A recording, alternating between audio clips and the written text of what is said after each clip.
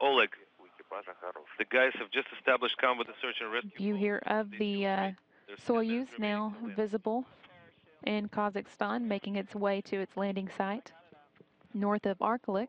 Thank you, Anton. That's great.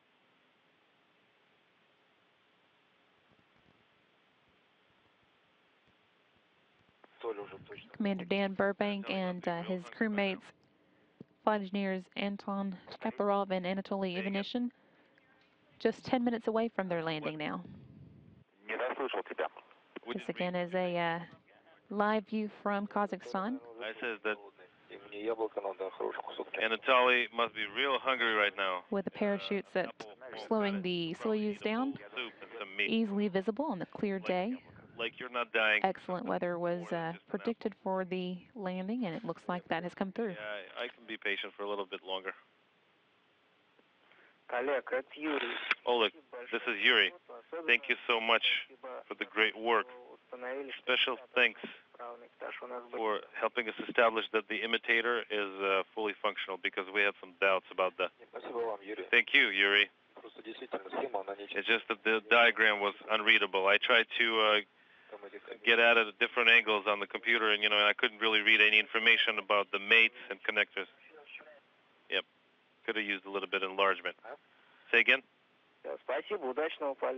Thank you. Have a great mission. Thank you, Yuri. Good luck.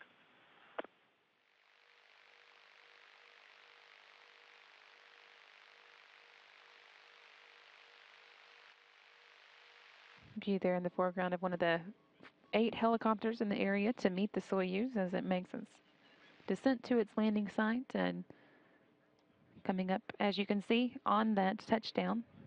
It's just a few seconds away now.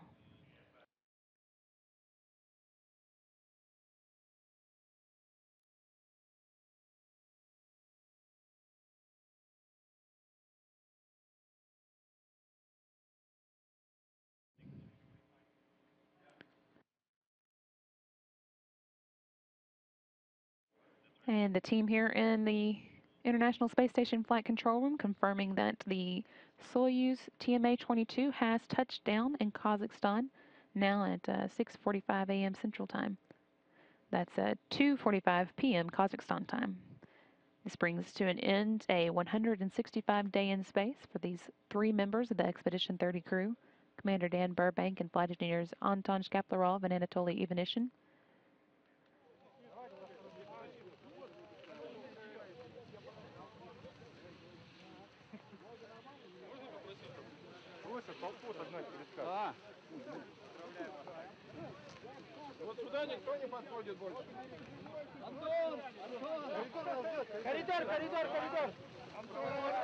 Anton, give him the corridor.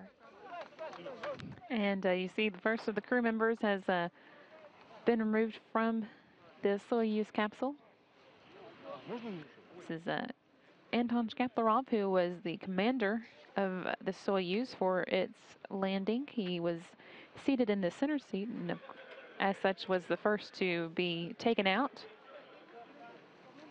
Next up, of course, will be his crewmates, Anatoly Ivanishin and Dan Burbank.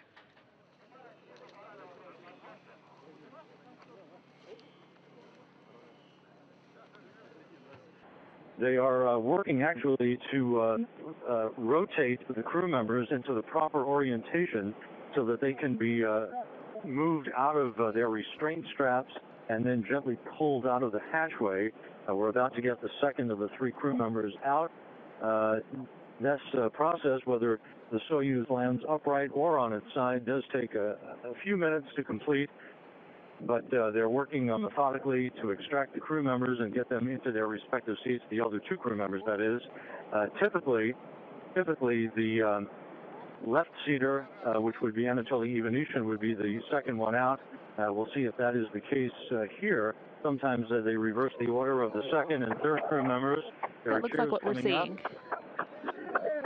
And it is, in fact, Ivanishin who is pulled out of the Soyuz spacecraft, flashing a broad smile as he is put in his reclining chair, completing his first flight into space, as did his Russian crewmate Anton Shkaplerov. So yet to come, Dan Burbank, and then the extraction of the crew will be complete. They'll have an opportunity to spend a few minutes in their reclining chairs, getting their sea legs back, if you will, after 5.5 months of weightlessness before they are hoisted in those chairs and carried about 35, 40 yards away to an inflatable orange medical tent in which they will be assisted in the removal of their so-called launch and entry suits to get into more comfortable flight suits. They'll be placed into all-terrain vehicles and driven a short distance to their respective helicopters for the 1-hour, 50-minute flight back to Kustanai, Kazakhstan, just south of the Russian border, for a short welcoming ceremony. Ivanishin and Shkaplerov will board a Gagarin Cosmonaut Training Center aircraft to be flown back to Chkalovsky Airfield outside of Star City. There they will be reunited with their families, and they'll be met by top Russian space officials. Dan Burbank, meanwhile, will board a NASA jet that is sitting on the tarmac in Kustanai for the flight back to Houston. This seemed to be one of the most pinpoint, precise landings, according to what we were told a moment ago before I went on the air. The spacecraft landed almost exactly where it had been forecast to. Of course, the search and recovery forces are tracking the Soyuz through a beacon signal, GPS receivers. They had voice contact, and now applause comes up. Dan Burbank, now out of his and being carried to his chair. We're going to walk over to see if we can get closer to him. He is in the process of loosening the helmet that he wore during the descent back to Earth. But all three crew members now out of the Soyuz vehicle. Chief astronaut Peggy Whitson is directly behind Burbank, asking him if he needs anything at the moment. Dr. Smith Johnston, his flight surgeon, and Russian nurses are attending to Burbank as well. This is customary. They're placing a blanket over his legs. He'll have an opportunity to refamiliarize himself to the 1G environment here as the moments move on before they're hoisted back into their medical tent, as I said, to get their flight suits off. And now he's about to receive congratulations from one of the head personnel for the search and recovery forces, making sure if he needs anything. Burbank has simply asked for a bottle of water to wet his whistle, if you will. And there's laughter abounding. He appears to be in very good shape indeed.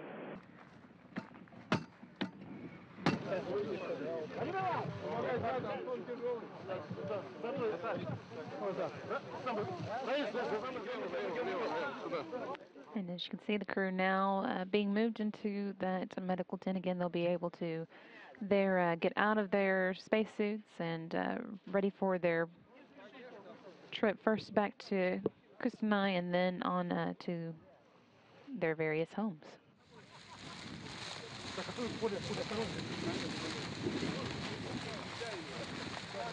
Аккуратнее, лент, ребята, аккуратнее. Колышек смотрите.